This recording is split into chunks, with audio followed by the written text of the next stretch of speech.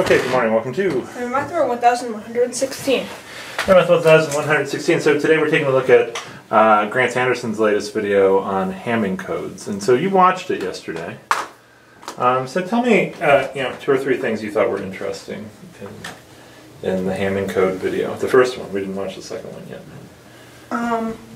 So I think the concept of error, like making code error resistant, was interesting. Okay.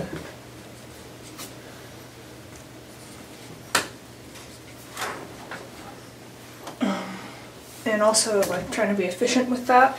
The method of using parity checks, Okay. sort of like the introduction to parity checks, was neat.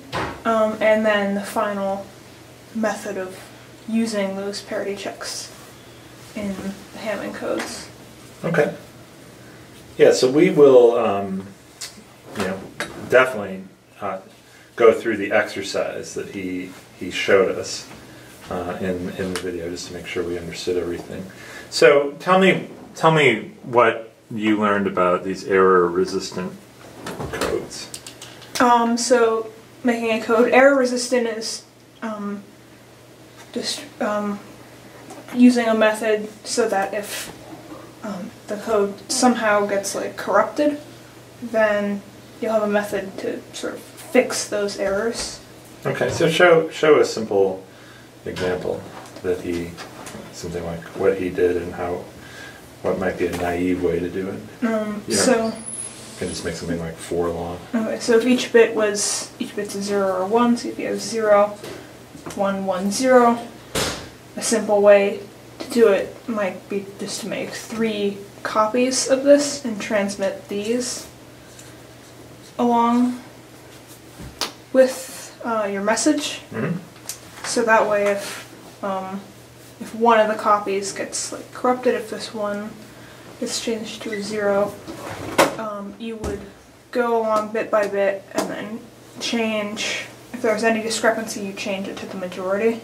Okay. So it won't guarantee that you fix an error. So if like these two were changed to a 0, then this one would also get changed to a 0. Uh-huh. But it's just a simple method of doing it.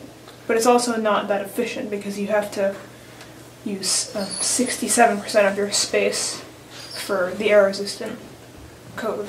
Yep. And that's pretty redundant. Yeah, it's interesting. So there was a when this sort of error-resistant ideas were being developed, that was really the big trade-off between sort of memory in transmission, or size of the transmission, and trying to protect the codes. Because if you really, really wanted to be super duper sure, instead of just 3 copies, you could make 10 copies. Yeah, and then or 100 copies. it would be almost guaranteed to fix any errors, but yeah, it wouldn't be absolutely guaranteed. Right, it wouldn't, well, yeah, you can never have an absolute guarantee.